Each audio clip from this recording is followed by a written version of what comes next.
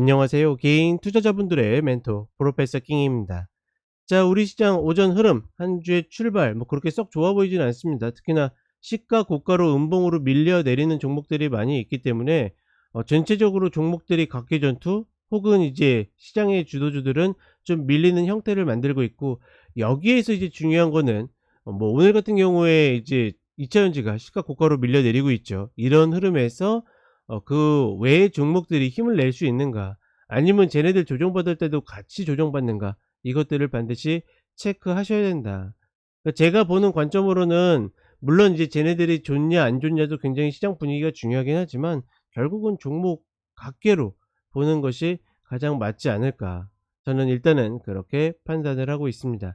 그러니 가급적이면 종목 개별로 좀 보시면 좋을 것 같고, 시장 전체적으로 글쎄요, 제가 봤을 땐 막 그렇게 매수가 급해 보이지는 않거든요. 가급적이면 원하는 종목 원하는 타이밍이 딱 맞았을 때 하시는 것이 가장 좋지 않을까 생각을 해 봅니다. 자, 그럼 이렇게 이야기 드렸고, 오늘은 은행주 한번 보도록 하겠습니다.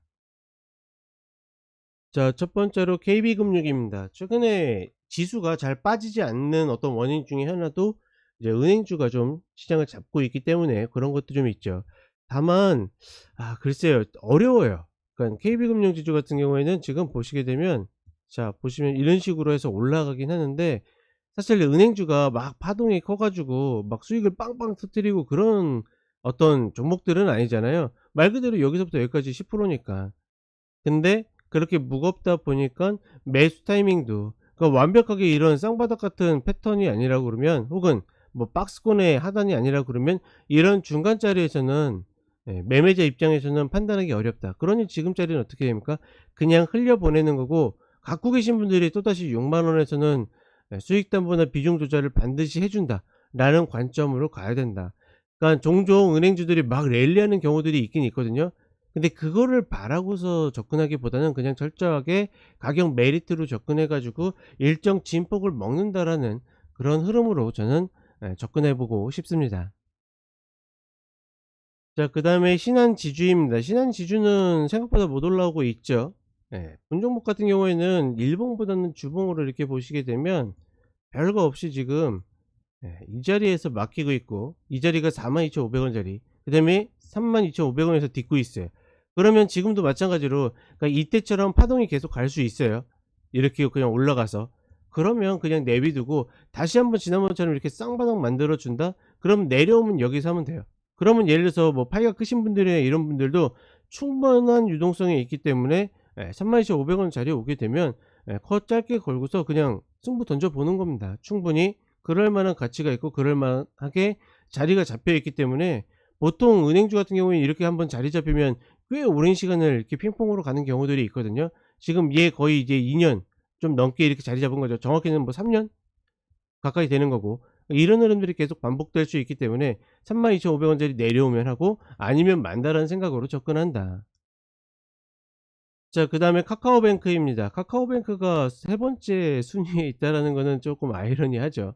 물론 어떤 본 종목의 어떤 가능성에 대해서는 뭐 부인하는 바는 아니지만, 그러기에는 시간을 좀 많이 주지 않았었나. 아직까지는 제가 봤을 때는, 그래서 굳이 추격할 필요가 없다라고 생각하는 겁니다. 얘가 진짜 빵빵 터져 가지고 난리 나게 올라가기에는 좀 어렵다. 다른 거 없이 다시 한번 22,000 원짜리에 오게 되면 이 저점 기준 삼아 가지고 접근해 가지고, 일단은 지금은 그냥 박스를 설정하고 대응하는 것이 가장 맞지 않겠는가. 이거 깨지면 별거 없죠. 쌍바닥 기다리면 된다. 이 자리가 올지 안 올지 모르겠지만 어찌 됐거나 내려올 때 이 22,000원 구간이 굉장히 중요하다. 가급적이면 떨어지는 칼날을 받기보다는 저는 추세 전환에 접근을 하고 싶습니다. 자, 마지막으로 하나금융지주입니다. 본 종목 같은 경우에는 좀 재밌는 것 중에 하나가, 저점을 만들 때 보통, 아이고 죄송합니다, 땅바닥으로 움직이는 경우들이 굉장히 많았는데, 지금도 일단은 원하는 자리 밑으로 내려오진 않았지만 쌍바닥을 만들었다? 그럼 매수 들어가는 거죠. 근데 문제는 여기서부터 여기까지 비록 5% 정도밖에 올라가진 않았지만, 추격하기에는 본 종목의 어떤 변동성 텐션을 생각하게 되면 좀 만만치 않죠. 지금 위로는 44,000 원짜리가 보이긴 하는데 10% 먹자고 5% 이걸 감수한다?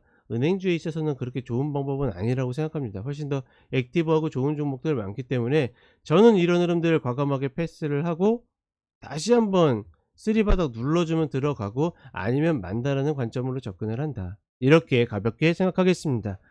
자, 지금 뭐 이야기하는 중간에도 계속 시장 조금씩 밀려내리고 있습니다. 내가 노리는 종목들 너무 급하게 들어갈 필요 없고 특히나 지난 금요일처럼 이렇게 인위적으로 올린 흐름에서 그 다음날 시가 고가를 만들면 피한다라는 거, 그런 부분들은 좀 기본 상식까지는 아니지만 기본적인 어떤 패턴으로 인지하시면 좋을 것 같습니다. 자, 그럼 저는 오후에 다시 찾아뵙도록 하겠습니다. 감사합니다.